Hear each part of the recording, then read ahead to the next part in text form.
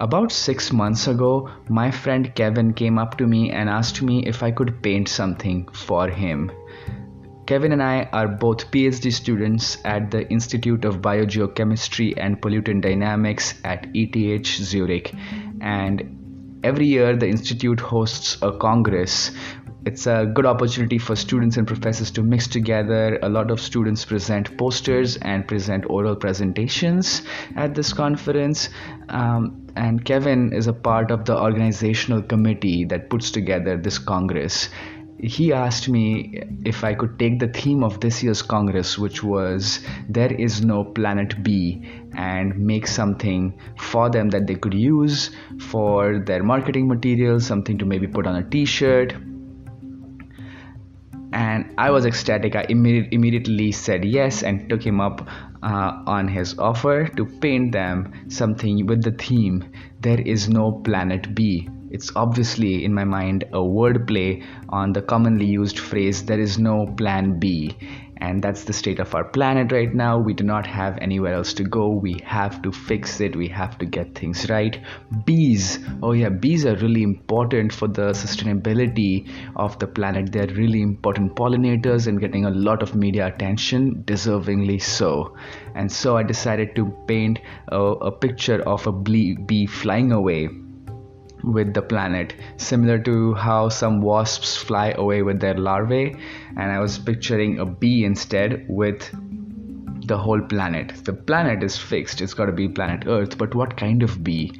And I am someone who likes to look at things very closely, especially insects. I love entomology and I like to look at insects closely. And I know that bees, when we think of bees, we always think of honeybees, but they are really a very small fraction of the bee diversity. Most of the bees, the thousands and thousands of species, are actually solitary bees. They live by themselves and not in hives, and they are actually the bigger pollinators. They are more diverse. They can reach more diverse group of plants.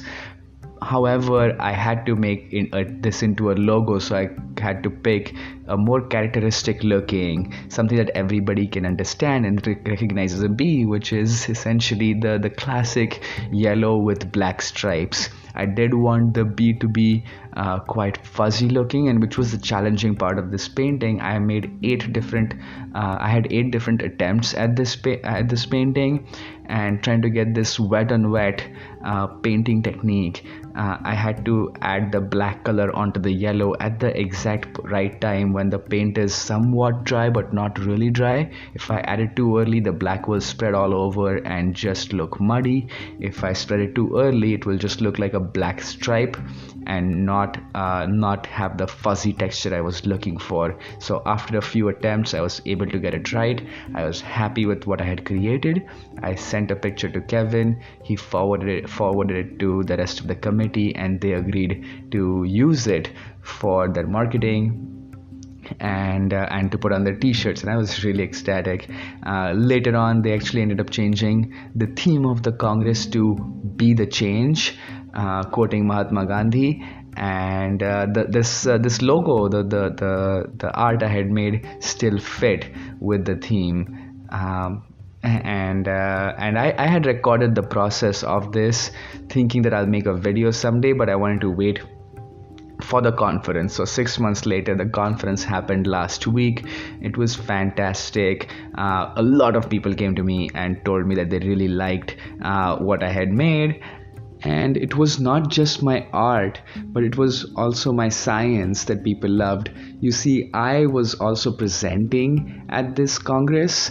I was presenting the research that I've been working on over the past year on evaluating methods for sorting the states of environmental DNA. Maybe I'll make some other video just explaining what I do in my research, but at the end of the day, there was a little award ceremony, and not only did the organizers give me a t-shirt, one of their t-shirts with the logo on it as a thank you, I also got the award for the best presentation, the best talk of the day.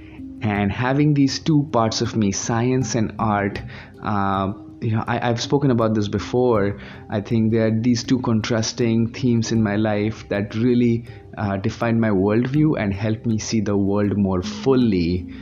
Both these themes being acknowledged and appreciated by my peers at the same time on the same day is an incredibly humbling experience and something that does not happen often. I am so grateful to have the opportunity to showcase my Aster and my goldenrod, my science and my art that really define who I am.